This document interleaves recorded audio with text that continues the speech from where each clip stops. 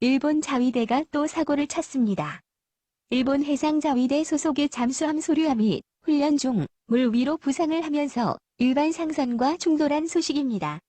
일본 자위대는 사고가 자주 있습니다.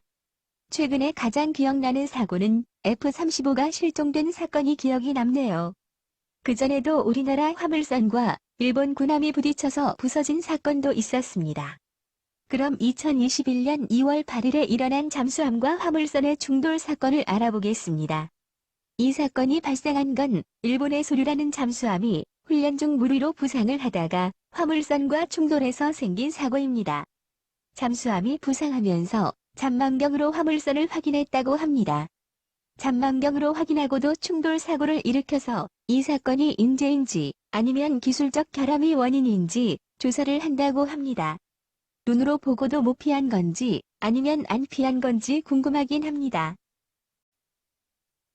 잠수함이 물 위로 올라오기 전에 음파 탐지나 레이더로 확인도 안 하고 올라오는 것도 아니고 잠망경으로도 확인했다고 하니 이건 팀워크의 문제일 수도 있겠습니다. 화물선과 충돌하면서 3명 정도가 간단한 부상을 당했다고 하니 그나마 다행입니다. 잠수함의 파손 정도는 이게 크면 크다고 할 수도 있고 작으면 작다고 할 수도 있습니다. 파손된 부위는 크지는 않지만 중요도에서는 매우 중요한 부위에 들어가기 때문입니다. 잠수함을 보시면 물 위쪽이나 아래로 갈 때 비행기 날개처럼 달린 작은 날개가 좌우에 달려 있습니다. 이번 사고가 난 소류함은 날개가 달린 곳이 어디냐면 잠수함의 잠망경이 달린 위로 나온 부위에 양옆으로 달려 있습니다. 위로 뚝 튀어나온 부위를 세일이라고 부르는데 거기에 날개가 달린 것입니다.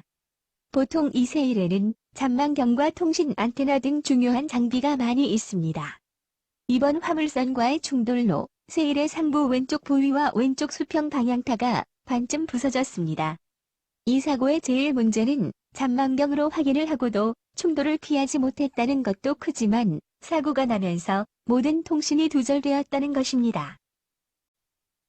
잠수함이 충돌 사고로 통신이 안 돼서 휴대폰으로 통신이 가능한 지역까지 3시간 동안 잠수함을 이동시켜서 휴대폰으로 사고 신고를 했다고 합니다. 잠수함이 화물선을 보고도 못 피하고 충돌 사고를 일으킨 것도 웃기는 이야기인데 그 사고 한 번으로 통신 시설이 전부 망가져서 통신이 안 됐다는 게 더 웃기는 일입니다. 아니 사람이 휴대폰 잃어버린 것도 아니고 그 큰 잠수함이 예비 안테나도 없이 그냥 머리 한 대 맞았다고 모든 통신이 불가능하다니 어처구니가 없는 일입니다. 사고를 당한 화물선은 5만 톤급으로 사고 당시 아무런 진동도 느끼지 못했고 선체 손상도 없는 것으로 보인다고 합니다. 일본의 키시 방해상의 기자회견에서 사고 전말이 밝혀졌는데 충돌 잠수함으로부터 충돌 사고에 관한 첩보고가 쿠레 제1잠수대군 사령부에 들어온 건 오후 2시 20분경으로 일반적인 통신보고 체계가 아니라 휴대전화를 통해 이루어졌다고 한다고 밝혔습니다. 다행히도 인명피해는 없었는데 교도통신 보도에 따르면 이 사고로 잠수함에 타고 있던 3명이 입원 치료를 받지 않아도 될 정도의 경상을 입었다고 합니다. 잠수함은 선체 위쪽의 일부가 손상됐지만 운항하는 데 지장이 없는 것으로 알려졌습니다. 가토 가츠노부 일본 관방장관은 복수의 통신수단이 일시적으로 모두 중단된 그 자체가 개선해야 할 과제라고 생각합니다. 강한 문제의식을 갖고 검토해야 할 것입니다. 라고 밝혔습니다. 야마무라 히로시 해상자위대 막료장은 기자회견을 통해 모든 통신이 끊기는 상황을 상정하지 못했다라고 시인했습니다. 그러면서 이는 용인될 수 없는 일이라며 반성한다고 밝혔습니다. 사실 이 소류함은 일본의 자랑이라고 할 수 있는 잠수함입니다.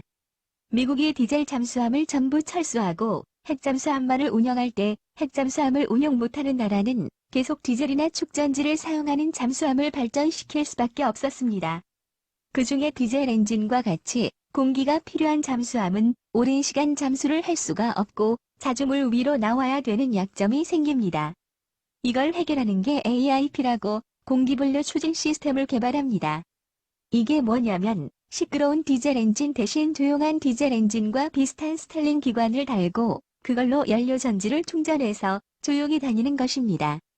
지금은 리튬이온 전지가 성능이 더 좋아서 전기 자동차처럼 잠수함도 그렇게 전기 잠수함으로 방향을 바꾸려고 하고 있습니다. 우리나라의 손원 1급 잠수함이 그런 쪽으로 발전시킨 아시아의 첫 번째 잠수함이고 소류급이 두 번째 잠수함입니다.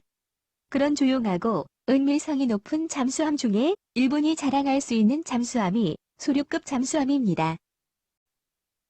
이날 충돌 사고를 낸 잠수함 소류는 길이 84m, 배수량 2,950톤으로 2009년 취역했습니다. 어르발 사관 6기를 장착했고 승선 정원은 65명입니다. 이 잠수함의 특징으로는 선체 후방의 키가 알파벳 X자 형태로 설계돼 운항 중에 소음을 적게 내는 것이 특징으로 알려져 있습니다. 소류급이라고 말하는 것은 이 소류 잠수함이 일본으로 건조된 후 같은 3,000톤급 잠수함을 12척이나 만들고 있다는 것입니다. 그래서 이 잠수함들을 소류급이라고 부르고 있습니다. 이런 조용하고 오래 잠수할 수 있는 특성으로 해상자위대가 여러 대의 소류급 잠수함을 동중국해 경계감시 등의 임무에 투입하고 있다고 전했습니다. 하지만 이번 잠수함의 수리에 일정 기간이 걸릴 것으로 보여 일본 해상자위대 잠수함 전력 차질이 보입니다. 이전에도 여러 건 사고를 쳤는데 군함과 어선의 충돌도 여러 건 있었으며 어부 2명이 죽은 사고도 있었습니다.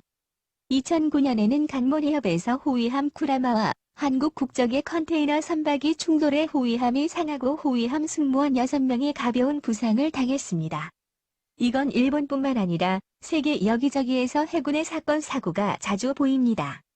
대표적인 게 노르웨이의 이지스함 침몰 사건이 있습니다. 사고를 친 건 노르웨이의 최고 군함으로 우리나라로 치면 세종대왕급이라고 말할 수 있는 이지스함입니다. 건조 가격은 세종대왕급의 1.3조보다 비싼 2조 원이 넘는다고 합니다. 문제는 최신의 군함들은 스텔스 설계가 되기 때문에 선박의 레이더로는 작은 어선으로 보인다는 것입니다.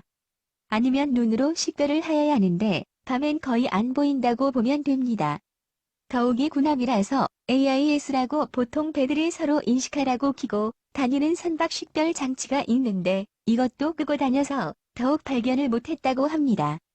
여기에 이지스함에서는 당연히 화물선이나 다른 선박이 피해가겠지 하고 그냥 갔다는 것입니다. 설마 누가 군함을 들이받겠냐고 생각했던 것입니다. 하지만 선박이 충돌한 지역이 피오르지형이라 해안선이 복잡하고 안개도 많이 껴서 위험한 지역이라 사고가 났다고 합니다. 어쨌든 이 사건으로 2조 원이 날아갔습니다. 일본의 해상자위대만이 아니라 육상자위대나 항공자위대도 사고를 자주 치고 있습니다. 육상자위대는 자위대 행사 도중에 장갑차 차축이 부러져서 바퀴가 통째로 빠진 적이 있습니다. 항공자위대는 처음에 이야기한 F-35 비행기의 행방불명된 사건입니다. 나중에 수색으로 해상에서 기체의 파편으로 보이는 물체가 발견되었다고 합니다.